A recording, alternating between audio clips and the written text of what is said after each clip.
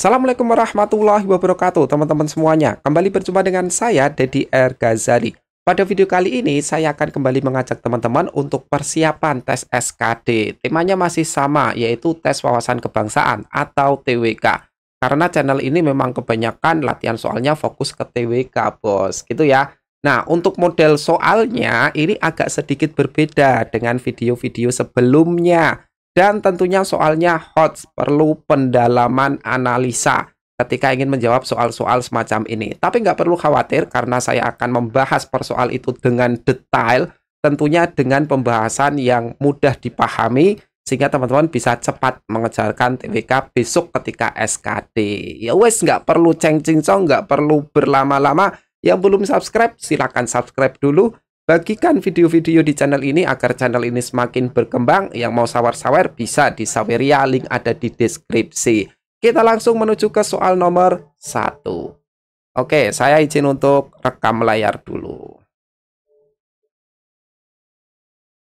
Oke, ini dia bos. Oke, nah soal nomor 1. 30 detik dimulai dari sekarang.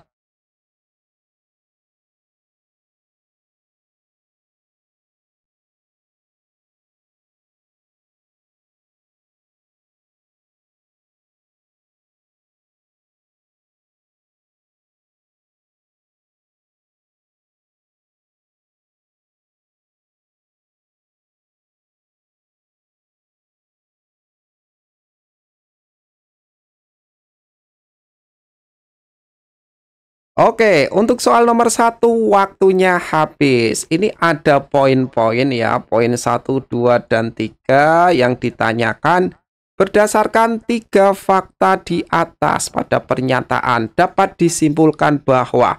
Oke, karena di sini sudah pasti ya, 3 fakta di atas. Berarti poin-poin ini itu sudah poin yang merupakan fakta, teman-teman.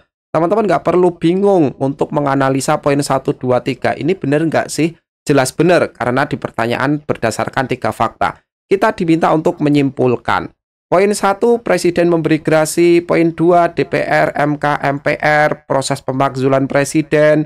Poin 3, Presiden, DPR, MK dalam pemilihan hakim konstitusi. Nah, ini berarti soal terkait dengan lembaga negara. Oke, lembaga negara. Tugas fungsi lembaga negara berdasarkan undang-undang. Kita lihat untuk opsi-opsinya dan kita analisa satu persatu. A. Pelaksanaan sistem ketatanegaraan Indonesia dilakukan secara kerjasama. Oke, masuk. B. Lembaga negara pusat terbiasa bekerja sama dalam melakukan suatu pekerjaan. Oke, B ini mengecoh, teman-teman. Kenapa mengecoh? Ini jawaban yang tidak tepat. Kenapa tidak tepat? Karena di sini ada kata terbiasa. Lembaga negara itu kerjanya berdasar undang-undang. Berdasar undang-undang, bukan kebiasaan. Bukan kebiasaan. Jadi opsi B jelas salah karena terbiasa. Ini terkesan bagus tapi sebenarnya ini salah. Karena namanya lembaga negara ya, dia harus tunduk dan patuh kepada undang-undang, bukan kebiasaan. Yang C, sistem ketatanegaraan Indonesia dilakukan bersama oleh Presiden, MK, MA, DPR, dan MPR. Oke, kita save dulu. Yang D, lembaga-lembaga negara di Indonesia tidak bisa mengerjakan kekuasaan secara mandiri. Ini salah, teman-teman. Kenapa salah? Karena ada lembaga negara, kekuasaan itu yang bisa dikerjakan secara mandiri tanpa persetujuan lembaga negara lain. Bahkan ada lembaga negara yang sifatnya mereka itu adalah lembaga negara yang bebas dan mandiri. Seperti apa? KY, BPK. Nah, ini kan lembaga negara yang bebas dan mandiri. Berarti dalam menjalankan tugas dan fungsinya itu banyak tugas dan wewenang yang bisa dilaksanakan secara mandiri ya, teman-teman ya. BPK, Badan Pemeriksa Keuangan dan Komisi Yudisial atau KY. Yang E, legislatif, eksekutif, yudikatif bukan satu kesatuan dalam sistem pemerintahan. Ini jelas salah ya, karena bukan satu kesatuan. Namanya legislatif, eksekutif, yudikatif itu satu kesatuan di bawah undang-undang. Jadi modelnya begini nih. Oke, ini undang-undang UUD, terus di sini ada legislatif. Legislatif itu ya seperti MPR, DPR, dan lain sebagainya. Terus eksekutif, eksekutif itu presiden. Terus yudikatif itu ada MA, MK, KY. Nah, kurang lebih seperti ini. Nah, itu berarti menandakan ini semua itu satu kesatuan dalam apa? Dalam undang-undang. Jadi yang jelas salah. Antara A atau C, yang paling tepat itu adalah A, teman-teman. Bang, kenapa bukan C? Itu kan sesuai dengan konteks soal yang disebut cuma MA, DPR, MK, dan presiden. Nah, tapi di sini ya teman-teman, yang C itu kan disebutkan sistem ketatanegaraan Indonesia. Dilakukan bersama oleh ini, dan ini. Padahal tidak hanya lembaga negara itu, masih ada Pemda, masih ada DPR, KY, masih ada BPK, dan lain sebagainya. Jadi yang C itu salah, karena sistem ketatanegaraan itu tidak hanya diisi oleh Presiden, MK, MA, DPR, dan MPR. Paling tepat itu A. Sistem ketatanegaraan Indonesia dilakukan secara kerjasama. Nah, Presiden kerjasama dengan MA, DPR, MK, MPR saling kerjasama. Presiden, DPR, MK juga bekerja sama dalam pemilihan hakim konstitusi. Jadi paling tepat A, bos, untuk soal nomor 1. Gimana? Bang, penjelasannya kepanjangan, Bang. Ya, saya pengennya teman-teman itu paham, ya. Tidak hanya sebatas tahu jawaban yang betul saja, tapi tahu kenapa jawaban yang A itu betul, yang B sampai E itu salah. Jadi teman-teman tahu konsepnya. Next, bos. Nomor 2. Nah, ini hot juga nih. Hati-hati. 30 detik dimulai dari sekarang.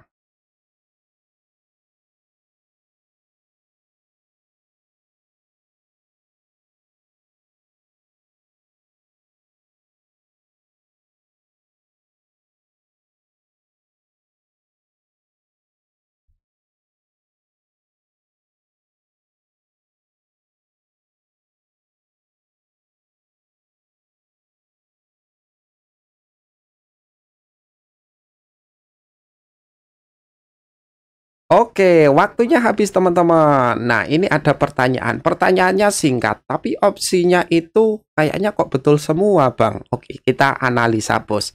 Bangsa Indonesia harus memandang semua aspek kehidupan bangsa mengenai diri dan lingkungan yang serba seragam dan bernilai strategis.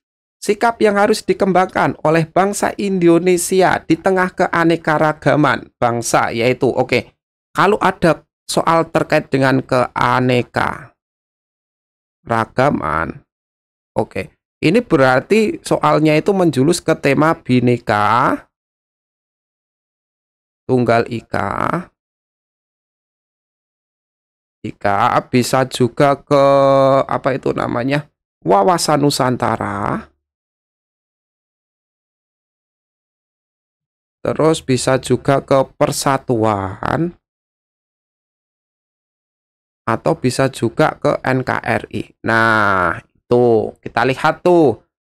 Bangsa Indonesia harus memandang semua aspek kehidupan bangsa mengenai diri dan lingkungan. Nah, ini ya, ini kan merupakan apa itu? Arti dari apa? Dari wawasan Nusantara, teman-teman. Wawasan Nusantara. Oke, yang ditanyakan, sikap yang harus dikembangkan. A. Meneladani para pembuat konsep wawasan Nusantara yang berhasil menciptakan keanekaragaman bangsa. Ini terkesan bagus, tapi ini secara tata bahasa saja sudah salah. Kenapa? Wawasan Nusantara itu bukan menciptakan keanekaragaman. Keanekaragaman itu di Indonesia dia sifatnya universal. Langsung dari Tuhan ya, teman-teman ya. Jadi A jelas salah nih, bos. A jelas salah. Yang B, mengupayakan bangsa Indonesia lebih homogen untuk memperkukuh persatuan dan kesatuan. Ingat, apa sih homogen itu? Homogen itu ya berarti semakin banyak keanekaragaman, teman-teman ya. Ya, itu justru agak sedikit bertentangan ya, paradoks istilahnya dengan memperkukuh persatuan dan kesatuan. Oke. Negara kita itu majemuk ya, bukan homogen, tapi majemuk ya. Yang homogen salah. Yang C, mengikuti ajaran wawasan Nusantara untuk menciptakan bangsa yang lebih homogen. Ini juga salah ya, homogen lagi. Yang D, mengutamakan kepentingan bersama untuk mewujudkan pembangunan yang adil dan merata. Ini positif, oke. Yang E, memandang keanekaragaman yang dilandasi persatuan dan kesatuan bangsa dalam mencapai cita-cita bangsa. Oke, ini juga positif. Yang benar D atau E, Bang? Oke, yang lebih tepat itu adalah E, teman-teman. Karena kita dikaitkan dengan wawasan Nusantara. Oke, salah satu tujuan wawasan Nusantara itu adalah melandaskan pada persatuan dan kesatuan untuk apa sih? Mencapai cita-cita bangsa. Ya, opsi E paling tepat. Kalau opsi D itu kurang tepat, lebih tepat opsi E. Kenapa, Bang, opsi D kurang tepat? Karena pembangunan yang adil dan merata itu sudah termasuk ke dalam cita-cita bangsa. Itu satu. Yang kedua, yang namanya wawasan Nusantara itu yang ditekankan itu memang persatuan dan kesatuan, teman-teman. Makanya di sini ya, keanekaragaman, persatuan kesatuan itu erat kaitannya dengan tema-tema Bhinneka Tunggal Ika, wawasan Nusantara, NKRI. Kalau tema-tema itu, carilah jawaban-jawaban yang memang arahnya itu untuk menciptakan persatuan dan kesatuan dan menghindari konflik gitu ya. Jadi jawaban paling tepat itu E untuk soal nomor 2. Gimana, Bos? Soal nomor 2. Next ya. Oke, nah ini wawasan Nusantara itu artinya ini kan ya, memandang, cara pandang dan sikap ya di lingkungannya yang serba seragam. Dan yang diutamakan apa sih? Diutamakannya itu adalah persatuan dan kesatuan. Untuk apa? Untuk menjaga keberlangsungan dan mewujudkan cita-cita bangsa. Oke, next. Oke, nomor 3. Nah, ini juga opsi-opsinya positif semua. Kita lihat. Nomor 3, 30 detik dimulai dari sekarang.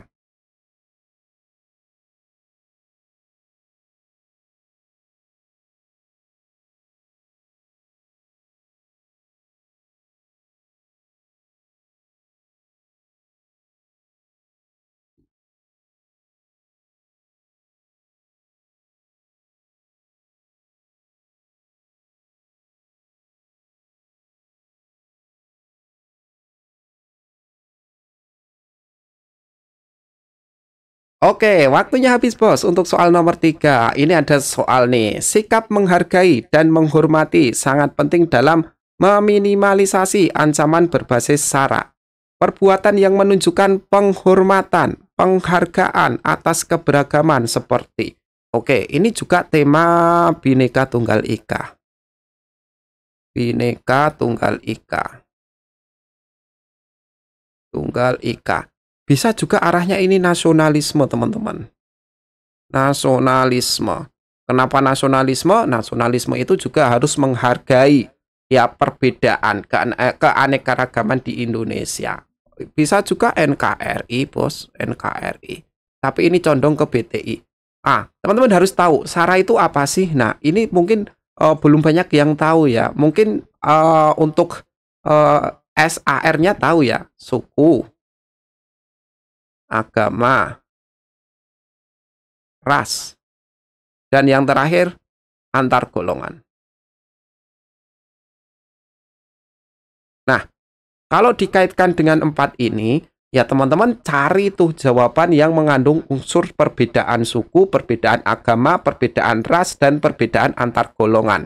Gitu ya, jangan keluar dari konteks soal. Kita lihat. A. Memaafkan kesalahan yang dilakukan teman berbeda agama. Oke, ada perbedaan agama. Yang B. Mematuhi segala peraturan perundang-undangan. Nah, ini tidak ada kaitannya dengan SARA, teman-teman ya. Tidak dikaitkan. Itu secara umum ya, mematuhi perundang-undangan. Yang C. Tidak mengganggu orang lain yang sedang melaksanakan ibadah. Oke, berarti ini ada perbedaan agama tentunya ya, karena dikaitkan dengan ibadah. Yang D, memaafkan kesalahan yang diperbuat saudara sebangsa dan seagama. Ya, kok hanya seagama? Berarti ini tidak menonjolkan terkait dengan perbedaan SARA, karena hanya seagama nih. Yang D jelas salah. Yang E, menghargai perbedaan pendapat orang lain dan tidak memaksakan kehendak. Oke, ini mungkin terkesan jawaban yang bagus banget ya. Dengan kita menghargai perbedaan, tidak memaksakan kehendak, berarti itu mencegah konflik. Tapi ingat, ini tidak dikhususkan ya. Di opsi E itu tidak ada pengkhususan terkait dengan keanekaragaman atau perbedaan SARA-nya. hanya perbedaan pendapat. Opsi E tentu bukan. Antara C atau A, memaafkan kesalahan yang dilakukan teman berbeda agama, atau tidak mengganggu orang lain yang sedang melaksanakan ibadah. Jawaban paling tepat itu adalah C, bos. Loh, Bang, yang C kan apa itu hanya terkait ibadah, tidak ada kaitan dengan perbedaan. Oke, menghargai itu, sikapnya itu berarti teman-teman itu menghargai, menghormati itu dengan tidak mengganggu ibadah, misalkan ya, tidak mengganggu ritual budaya orang lain, tidak mengganggu apa ya istilahnya, kegiatan-kegiatan suku orang lain. Nah, itu contoh, bos. Kalau yang A itu lebih ke moral dan etika. Kita itu memaafkan kesalahan bukan karena perbedaan agama ya. Semua pun meskipun agamanya sama, ya kita tetap harus yang namanya memaafkan kesalahan. Ini lebih ke moral dan etika, bukan masalah sara. Kalau masalah sara itu yang C. Kalau teman-teman itu mengganggu ibadah orang lain, itu bisa menimbulkan konflik sara, teman-teman ya. Itu kata kuncinya. Jadi paling tepat untuk soal nomor 3 itu adalah C, teman-teman, bukan A. Gitu ya. Mantap. Oke, A. Kok A, C. C ya. C, bukan A. Oke teman-teman. Sebelum lanjut ke soal nomor 4 dan 5 nih. Masih ada waktu buat teman-teman yang pengen daftar bimbel SKD. Sudah bonus 13 tryout. Nanti TWK saya semua yang ngajar. Kalau pengen tahu dulu model bimbelnya seperti apa, model TO-nya seperti apa, silakan teman-teman lihat video ini ya. Nanti link ada di deskripsi. Termasuk untuk nomor pendaftaran juga ada di deskripsi. Silakan nih, sebelum mau daftar bisa lihat dulu biar lebih mantap nih. Bisa tahu model TO-nya seperti apa, model bimbelnya seperti apa. Teman-teman bisa tahu dulu dengan melihat video ini. Kalau mantap, buruan daftar. Link ada di deskripsi. Paling lambat tanggal 4 September 2024. Masih ada waktu seminggu. Oke, lanjut bos ke soal berikutnya. Nomor 4. Nah, ini model soal terbaru. Jadi saya mendapat masukan. Bang, kemarin saya dapat soal tuh. Ada sebuah cerita. Nah, kita diminta untuk menyimpulkan sebuah cerita itu, tapi kaitannya kadang ada yang nasionalisme, NKRI, Bhinneka, dan lain sebagainya. Kurang lebih mungkin seperti ini, teman-teman ya. 30 detik dimulai dari sekarang.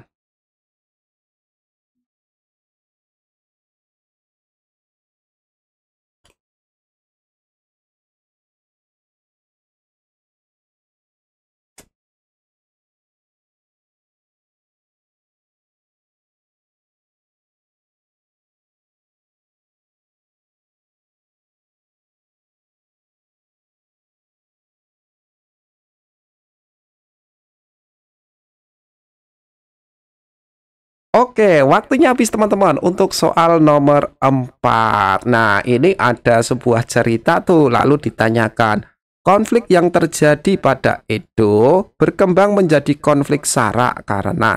Nah, ini juga masuk ke dalam tema bahasa Indonesia sebenarnya ya. Ibaratnya ini pemahaman bacaan, tapi dikaitkan dengan tema-tema NKRI, Bhinneka Tunggal Ika, dan lain sebagainya. Gitu teman-teman ya. Oke, kita lihat, kita baca. Harus hati-hati kalau soal semacam ini. Edo berasal dari daerah X. Edo menuntut ilmu di daerah Y. Di daerah tersebut, Edo membuat keributan kecil di antrean kasir sebuah pusat perbelanjaan. Antrean panjang membuat Edo sengaja menerobos. Edo ditegur oleh kasir dan pengunjung yang lain. Edo sangat kesal pada kasir dan pengunjung yang lain. Tidak hanya di situ, kemudian Edo menuliskan pengalamannya di medsos dengan menghina etnik penduduk daerah Y.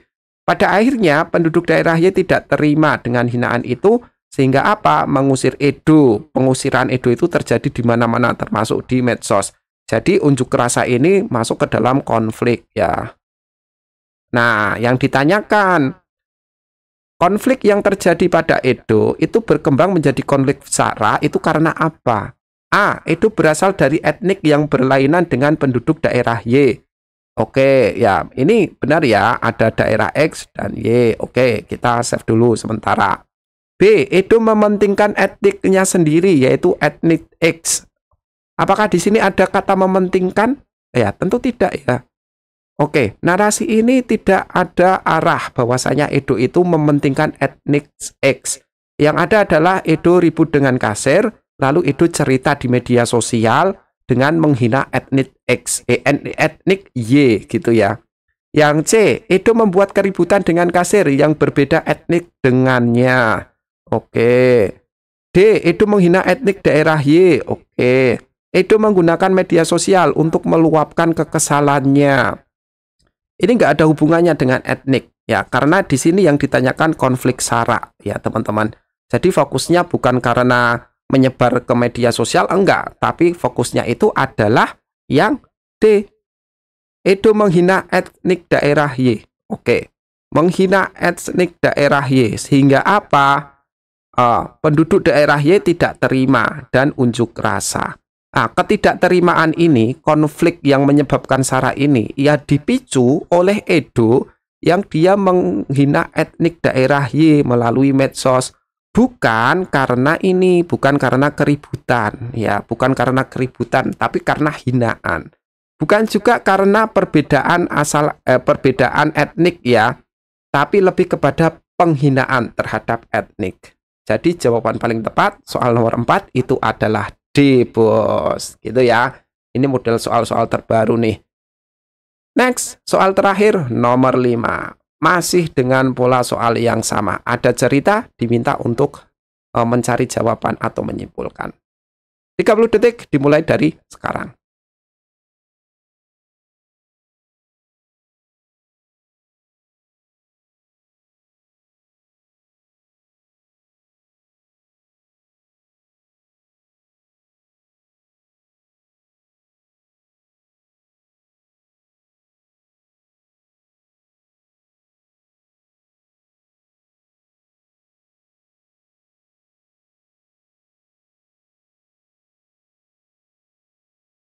Oke, waktunya habis bosku untuk soal nomor 5. Nah, ini ada cerita teman-teman, lalu ada pertanyaan.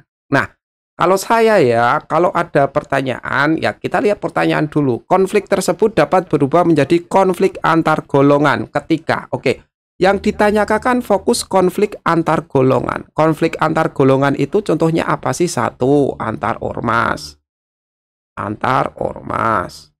Dua, antar parpol, antar pendukung parpol.